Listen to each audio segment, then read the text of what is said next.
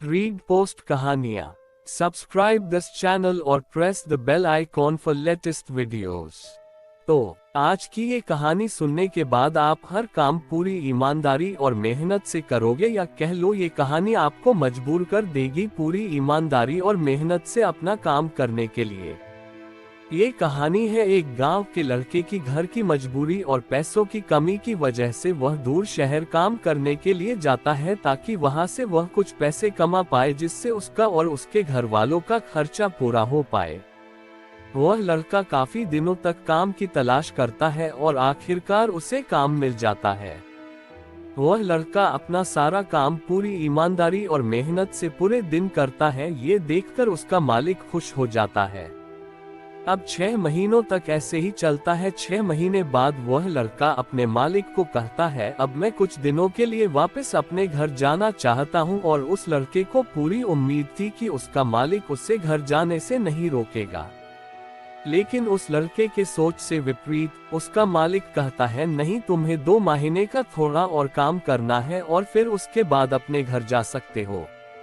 लड़के को थोड़ा गुस्सा आता है, लेकिन वह अपने गुस्से को शांत करके मालिक से पूछता है, बताइए मालिक, कौन सा काम है। उसका मालिक कहता है, हमें एक घर खरीदना है। तुम पूरे शहर में घूमो और तुम्हें जो सबसे अच्छा घर लगे वह घर खरीद लो, और जैसे ही यह काम खत्म हो जाता है तुम वापस अपने घर कुछ दिनों के लिए जा सकते हो।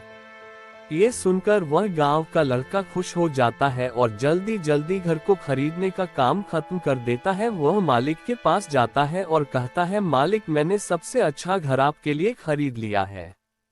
मालिक हैरान हो जाता है और कहता है, सिर्फ 10 दिनों में तुमने अच्छा सा घर खरीद भी लिया। गांव का लड़का कहता है, हाँ, ये घर काफी बढ़िया था, इसलिए मैंने खरीद लिया। और कहता है कि क्या अब मैं अपने घर कुछ दिनों के लिए वापस जा सकता हूँ।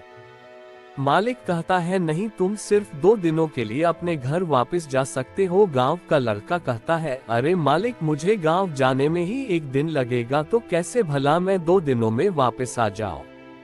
मुझे मेरे परिवार के साथ वक्त भी बिताना है। मालिक खुश होकर कहता है कि अब से तुम हमेशा अपने परिवार के साथ ही रहोगे। जो घर मैंने तुम्हें खरीदने के लिए कहा था वह घर तुम्हारे और तुम्हारे परिवार के लिए मेरे तरफ से एक तोहफा है।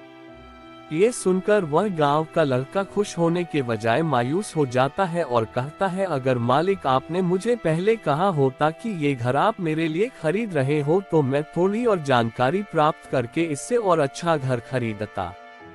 मालिक ने कहा, मैंने तुम्हें 2 महीने दिए थे और 10 दिन में खरीद कर तुमने तुम्हारा नुकसान किया है।